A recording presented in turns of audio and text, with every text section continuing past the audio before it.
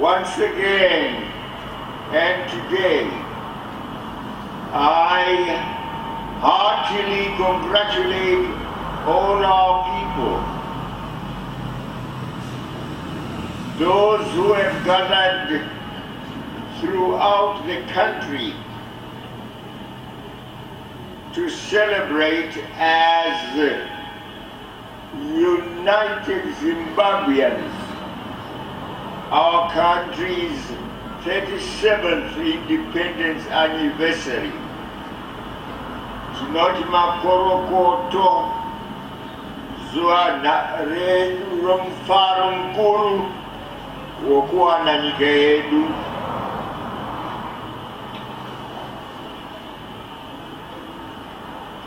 To have a free and sovereign Zimbabwe,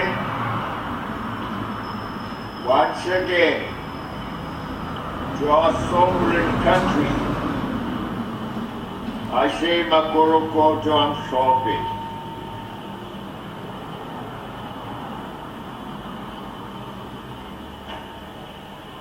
On our Independence Day, we always remind ourselves that our people,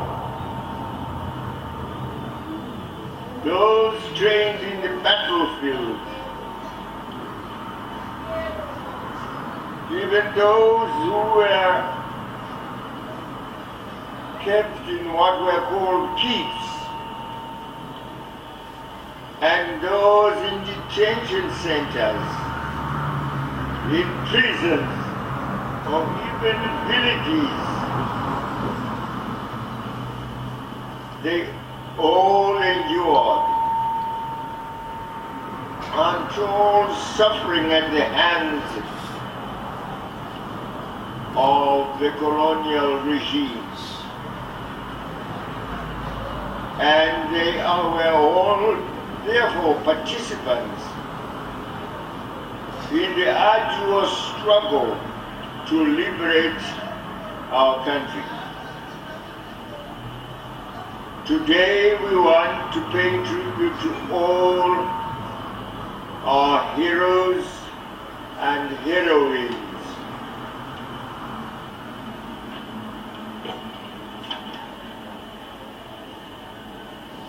To all our people who united in a resolute and courageous way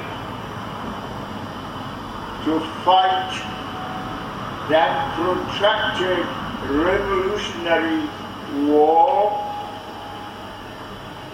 which ushered in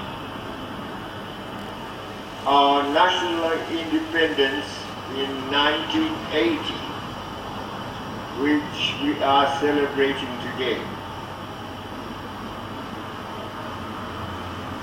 Fellow Zimbabweans, all the sacrifices we endured were not in vain, for we attained our independence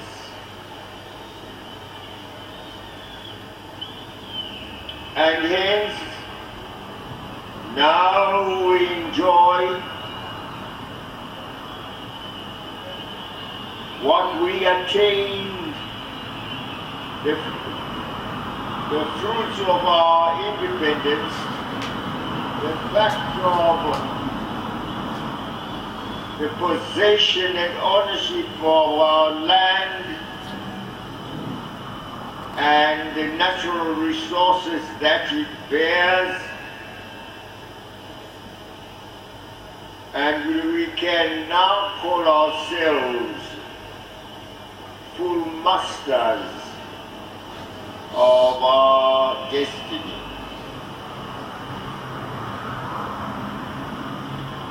But the insignificant, but the assignment is not yet complete.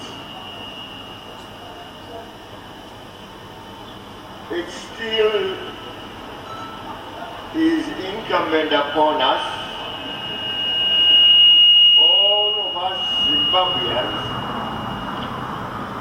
to work to translate into true meaning that freedom, sovereignty, and independence, so it can have the meaning and significance we desire. As government,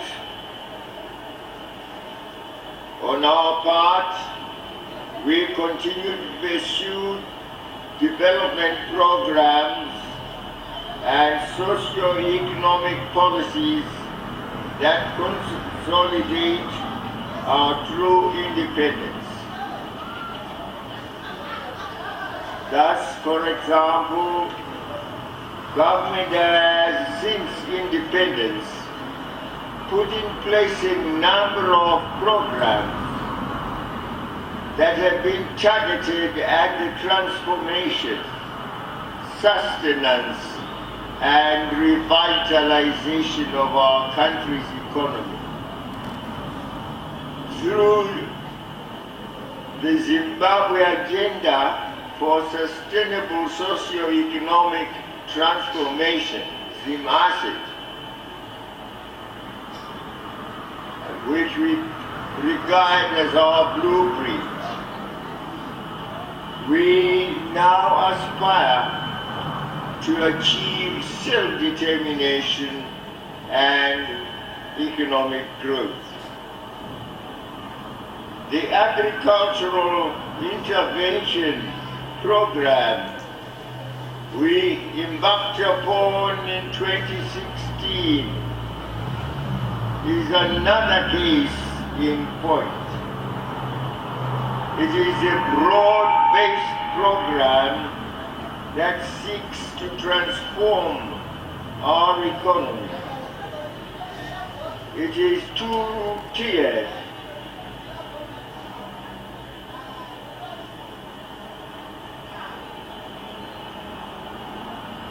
We have the one part which we call the command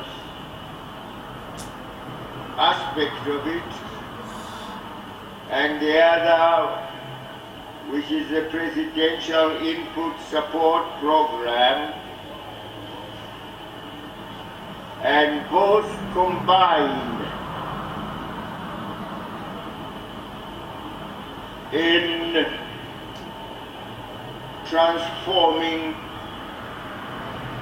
our agricultural performance. And with the good rains we have had, we are certainly this year going to have a bumper harvest.